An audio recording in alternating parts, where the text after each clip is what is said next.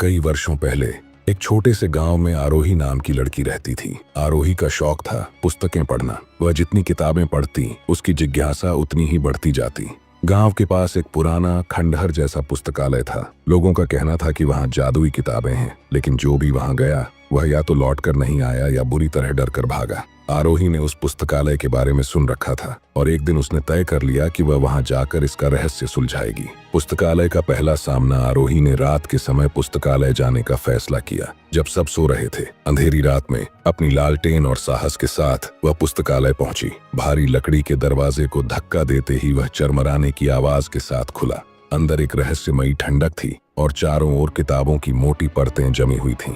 जैसे ही आरोही अंदर बढ़ी, एक पुरानी किताब अपने आप नीचे गिर गई। उस किताब के कवर पर सुनहरे अक्षरों में लिखा था, जो इस पुस्तक को पढ़ेगा उसे 3 परीक्षणों से गुजरना होगा। आरोही ने बिना हिचकिचाए किताब खोली। उसके पन्नों से एक तेज रोशनी निकली और अगले ही पल वह एक अनजान जगह पर खड़ी थी। एक जादुई जंगल पहली चुनौती।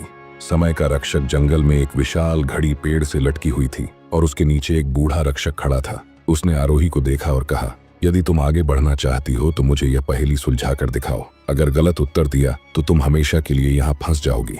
उसने पूछा, एक ऐसी चीज जो हर किसी के पास होती है, वह अदृश्य होती है पर तुम्हारे हर कदम पर चलती है, वह क्या है? आरोही ने सोचा, फिर उसने जवाब दिया, परछाई। रक्षक मुस्कुराया और रास्ता खोल दिया। वह एक दरवाजे की ओर इशारा करते हुए बोला, अगली चुनौती तुम्हारी प्रतीक्षा कर रही है। दूसरी चुनौती, जादू का पुल। दरवाजे के पार एक तेज बहती नदी थी और उस पर लकड़ी का पुल लटका हुआ था, लेकिन पुल पर कदम रखते ही आवाज गूंजी, यह पुल केवल उन्हीं को पार करने देगा जो सच्चाई से नहीं डरते। अपनी सबसे गहरी डरावनी याद को बताओ। आरोही ने आंखें बंद की।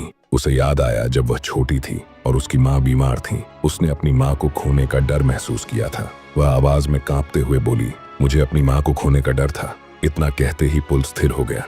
आरोही ने साहस के साथ पुल पार किया और खुद को एक बड़े कमरे में पाया। तीसरी चुनौती, जादुई पुस्तक का निर्णय। कमरे के बीचों बीच एक मेज पर एक किताब रखी थी जो चमक रही थी।